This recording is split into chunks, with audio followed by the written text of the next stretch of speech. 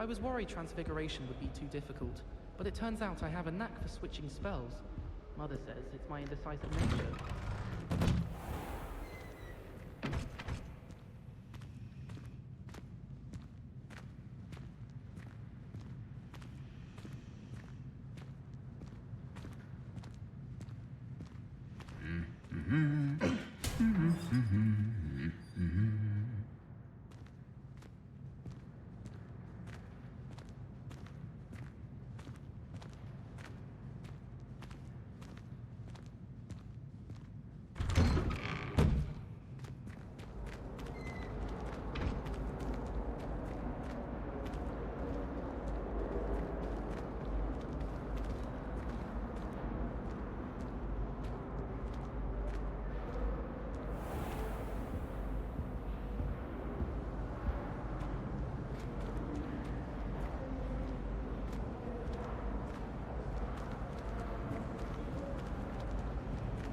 It's astonishing to me that the 5 lads I share a dorm with don't accumulate half the mess my one sister makes at home.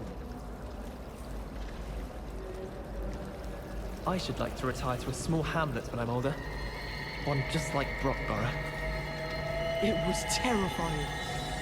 Oh, I can imagine. I can't. I don't think it's even physically possible to be suffocated by a puff. I'd like to do some window shopping in Hogsmeade this weekend. Don't have the galleons to actually buy anything.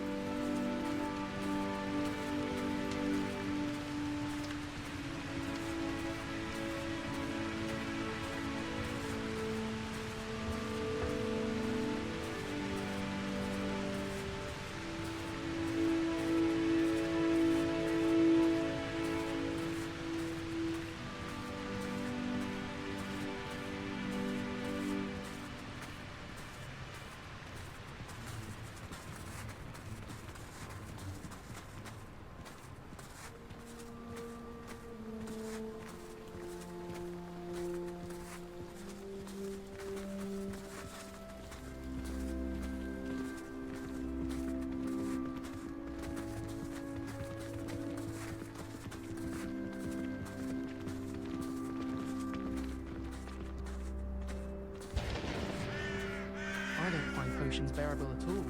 And if it's double potions, I question whether I wouldn't just rather be a muggle.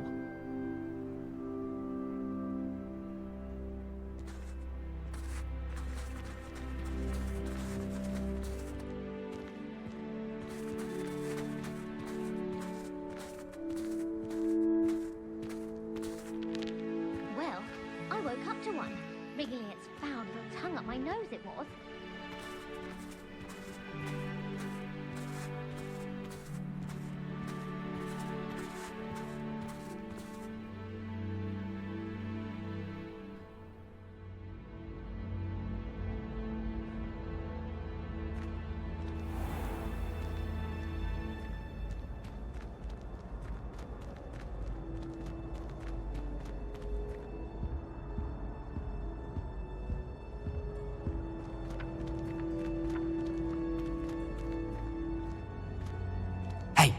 It's me, Gareth.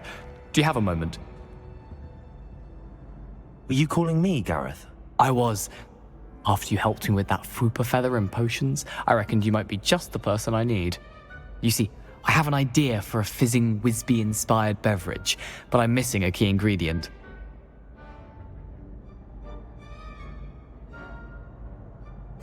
You and your concoctions. I don't know how you come up with these things. It's a gift, truly. So, I suspect the key ingredient in fizzing Whizbees is dried billywig stings. I heard there's a store of them in Honeyduke's cellar. I'd get them myself, but my Aunt Matilda has her eye on me. Thinks I need to focus. Harlow is as strong as ever. Someone needs to stop him, whether it is us or Officer Singer. If someone had stopped the monsters like him in Matabeleland, my father would be alive today. What exactly happened to your father? It was a beautiful day. My mother had gone to tend to a neighbor who was ill, and so my father and I were galloping in the savannah. Galloping? Your father was also an animagus, I take it? He could become the most majestic giraffe, and he would carry me on his back, my arms around his neck. We were on our way home when we surprised a group of bandits who had come from our village. One of them saw me just as he removed a scarf from his face. He shouted and then aimed his rifle. He didn't want you to identify him. Exactly. In an instant, my father bowed his neck to protect me and was hit. As he fell, my father changed back into his human form. When the bandits saw this, they turned and ran in fear. Magic terrified them, and then he was gone. And it was all my fault. Your fault? How so? He died protecting me. If I had been capable of protecting myself, he would still be alive today. My mother and I tried to go on without him, but it became too much for us there. A few years later, we left to come to Scotland. Do you think taking down the Ashwinders will avenge your father's death? No. Vengeance is not what drives me. My father would not want that. He and my mother raised me to believe that it is a privilege to be able to fight for those who cannot. I know there is risk involved, but I feel it is worth it. I am glad you seem to think so too. What does your mother think about all of this? Well, as you saw, she worries a great deal. She is an excellent seer, but I think it bothers her to this day that she did not see my father's death coming. She misses him, as do I. So I believe on some level she understands my need to seek justice in a small way. But that does not mean that she likes it. Do you think your father would approve of the things we've been doing? Oh my, that is a good question. In theory, yes. Although he would worry as my mother does. But I think he, of all people, would understand my persistence. My father never shied away from a fight for good, no matter how ruthless the foe. And I think he would have enjoyed knowing that I had a compatriot like you. I'm sorry, Natty. I can't imagine what you've been through. Your father sounds exceptional. He was. Truly extraordinary. And thank you for your kind words. We all have our burdens. My father had a saying about that. Yes, I remember. Rain does not fall on one roof alone. Exactly. Soon you and I will put an end to the Ashwinders, beginning with Harlow. And once he is gone, we will turn our attention to Rookwood. We are making progress, and we will succeed. Thank you again for saving me. You deserve all of the praise you have received.